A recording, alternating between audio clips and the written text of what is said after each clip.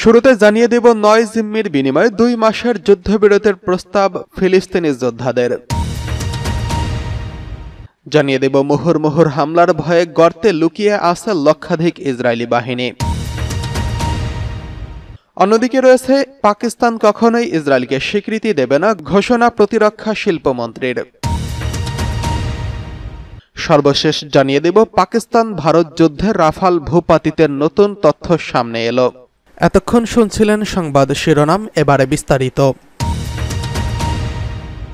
৯ জিম্মির বিনিময়ে ২ মাসের যুদ্ধবিরতির প্রস্তাব দিচ্ছে ফিলিস্তিনি যোদ্ধারা। গাজা যুদ্ধের ভয়াবহ পরিস্থিতির মধ্যে ২ মাসের যুদ্ধবিরতির নতুন প্রস্তাব দিয়েছে ফিলিস্তিনের স্বাধীনতাকামী সংগঠন হামাস। শনিবার ১৭ মে কাতারের দোহায় অনুষ্ঠিত আলোচনায় গোষ্ঠীটি জানিয়েছে তারা ৯ জন ইসরায়েলি জিম্মিকে মুক্তি দিতে প্রস্তুত। এর বিনিময়ে গাজায় ৬০ দিনের যুদ্ধবিরতির কার্যকর করা হয়। এই প্রস্তাব এমন এক সময় এসেছে যখন ইসরায়েল গাজার উত্তরাঞ্চলে নতুন করে বড় ধরনের হামলা শুরু করেছে। একই দিনে অপারেশন গিডিয়নস চ্যারিয়ট নামে ইসরায়েলি বাহিনীর ব্যাপক সামরিক অভিযানের ঘোষণা দেয়, যেটি সাম্প্রতিক সময়ের মধ্যে গাজায় সবচেয়ে ভয়াবহ হামলা হিসেবে বিবেচিত হচ্ছে। ব্রিটিশ সংবাদ মাধ্যম বিবিসিকে এক ফিলিস্তিনি কর্মকর্তা জানিয়েছেন, হামাসের নতুন প্রস্তাবে বলা হয়েছে প্রতিদিন গাজায় ৪ শতাধিক ট্রাক ত্রাণ প্রবেশের অনুমতি এবং আহতদের চিকিৎসা সেবার জন্য গাজা থেকে সরিয়ে নেওয়া সহ ব্যবস্থার কথাও অন্তর্ভুক্ত থাকবে। জিম্মি মুক্তির প্রস্তাবের পর ইসরায়েল হামাসের কাছ থেকে অবশিষ্ট সব জিম্মির জীবিত থাকার প্রমাণ এবং বিস্তারিত তথ্য চেয়েছে। দোহায় এই আলোচনার মধ্যস্থতা করছে কাতার ও যুক্তরাষ্ট্র। তবে ইসরায়েল এখনও আনুষ্ঠানিকভাবে কোনো মন্তব্য করেননি। আলোচনার আগে দেশটি পরিষ্কারভাবে জানিয়ে দিয়েছিল তারা গাজা থেকে তাদের সৈন্য প্রত্যাহার করবে না এবং যুদ্ধ বন্ধে কোনো প্রতিশ্রুতি দেবে না। বিবিসি জানিয়েছে হামাসের প্রস্তাবের এই বিষয়গুলো অন্তর্ভুক্ত হয়নি। এদিকে ইসরায়েলের নতুন হামলা শুরু হওয়ার পর থেকে মাত্র কয়েক ঘন্টার ব্যবধানে গাজায় অন্তত ৩ শতাধিক মানুষ নিহত হয়েছেন। নিহতদের মধ্যে রয়েছে হাসপাতালের রোগী, শরণার্থী শিবিরের বাসিন্দা ও শিশুরা। গত ১৮ মার্চ যুদ্ধবিরতি ভেঙে হামলা শুরুর পর থেকে এখন পর্যন্ত গাজায় নিহতের সংখ্যা ছাড়িয়ে গেছে ৩,০০০-এরও বেশি। গাজার বাসিন্দারা জানাচ্ছেন খাদ্য, পানি, ওষুধ সবকিছুতেই মারাত্মক সংকট দেখা দিয়েছে। সাংবাদিক গাদা আল কোর্দ বিবিসিকে জানিয়েছেন তার পরিবার দিনে মাত্র একবার খেতে পারছেন। তিনি অভিযোগ করছেন ইসরায়েল পরিকল্পিতভাবে খাদ্যকে অস্ত্র হিসেবে ব্যবহার করছেন। এদিকে মুহুর্মুহুর হামলার ভয়ে লুকিয়ে আছে লক্ষাধিক ইসরায়েলি বাহিনী। ইয়েমেনের হুতি বিদ্রোহীদের গোষ্ঠী আনসারুল্লাহ ইসরায়েলের বেন গুরিয়ন আন্তর্জাতিক বিমানবন্দরে ২টি ব্যালিস্টিক ক্ষেপণাস্ত্র হামলা চালিয়েছে। রোববার সংগঠিত এই হামলার আগে বিমানবন্দর লক্ষ্য করে একটি ড্রোন হামলার কথাও জানিয়েছে হুতিরা। হুতিদের সামরিক মুখপাত্র ইয়াহিয়া সারি জানিয়েছেন হামলায় ব্যবহৃত হয় একটি হাইপারসনিক প্যালেস্টাইন 2 ক্ষেপণাস্ত্র এবং একটি জুলফিকার ব্যালিস্টিক ক্ষেপণাস্ত্র। তিনি একে একটি গুরুত্বপূর্ণ অপারেশন বলে জানিয়েছেন। এই হামলায় বিমান চলাচলে বিঘ্ন ঘটে এবং লক্ষাধিক ইসরায়েলি বোমা শেল্টারে আশ্রয় নেয়। তবে ইসরায়েলি কর্তৃপক্ষ এখনও হামলার কোনো ক্ষয়ক্ষতির বিষয় নিশ্চিত করেননি।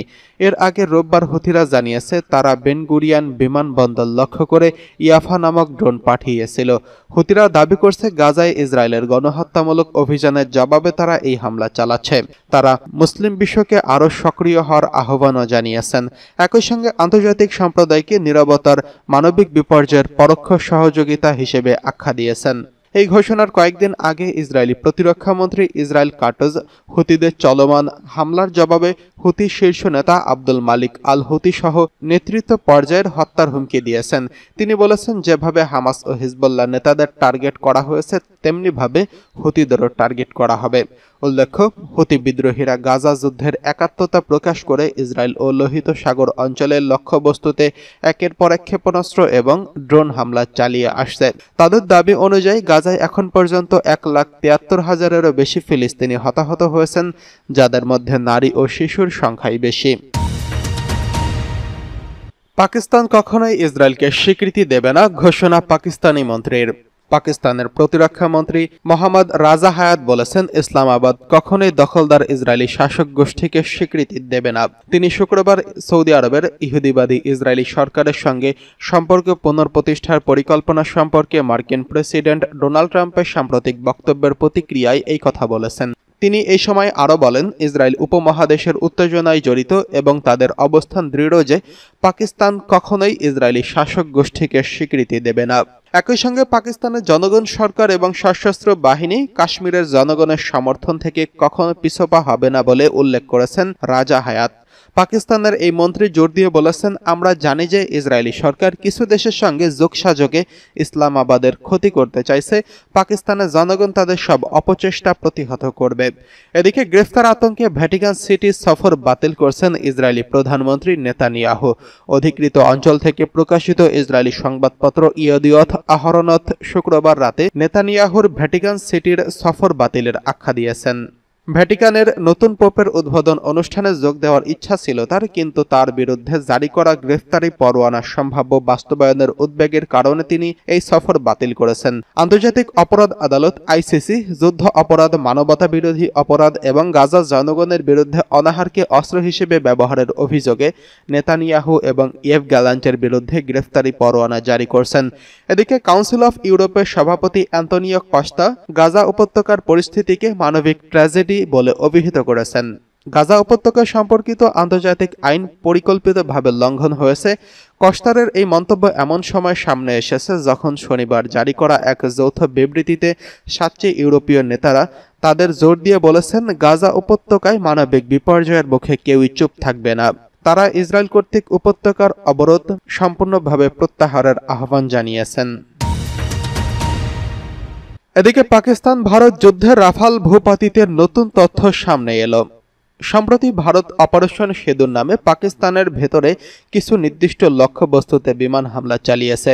এই অভিযানের সময় ভারতের ফ্রান্স নির্মিত রাফাল যুদ্ধ বিমান পাকিস্তানের চীনা নির্মিত চেংডু জে-10C যুদ্ধ বিমান দ্বারা গুলি করে ভূপাতিত করা হয়েছে বলে আন্তর্জাতিক সংবাদ মাধ্যম এবং বিশ্লেষকরা দাবি করছেন।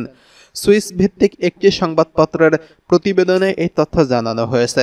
প্রতিবেদনে বলা হয়, যদিও ভারত সরকার এই ঘটনার সত্যতা অস্বীকার করে আসছে, কিন্তু সামাজিক যোগাযোগ মাধ্যমে ছড়িয়ে পড়া কিছু ধ্বংসাবশেষের ছবিকে যাচাই করে সত্য বলেই মনে করা হচ্ছে। এই ঘটনার ফলে পশ্চিমা দেশগুলো, বিশেষ করে ইউরোপের প্রতিরক্ষা পরিকল্পনায় নতুন করে ভাবনার জন্ম দিয়েছে। পশ্চিমা বিশেষজ্ঞরা বলছেন, আধুনিক যুদ্ধে শুধু উন্নত যুদ্ধ বিমান নয়, বরং সঠিক সমন্বয়, গোয়েন্দা তথ্য ভাগাভাগি এবং একত্রিত প্রতিরক্ষা ব্যবস্থা অপরিহার্য। অভিযানে ভারত একাধিক বিমান ব্যবহার করলেও রাফাল যুদ্ধ বিমানকে প্রয়োজনীয় সহায়তা দেওয়া হয়নি।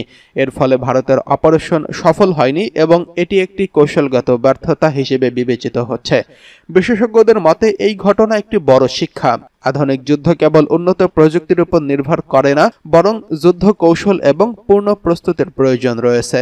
প্রতিবেদনে বলা হয়, যদিও ভারত সরকার এই ঘটনার সত্যতা অস্বীকার করছে, কিন্তু সামাজিক যোগাযোগ মাধ্যমে ছড়িয়ে পড়া কিছু ধ্বংস অবশেষের ছবিকে যাচাই করে সত্য বলেই মনে করা হচ্ছে। এই ঘটনার ফলে পশ্চিমা দেশগুলো, বিশেষ করে ইউরোপের প্রতিরক্ষা পরিকল্পনায় নতুন করে ভাবনার জন্ম দিয়েছে।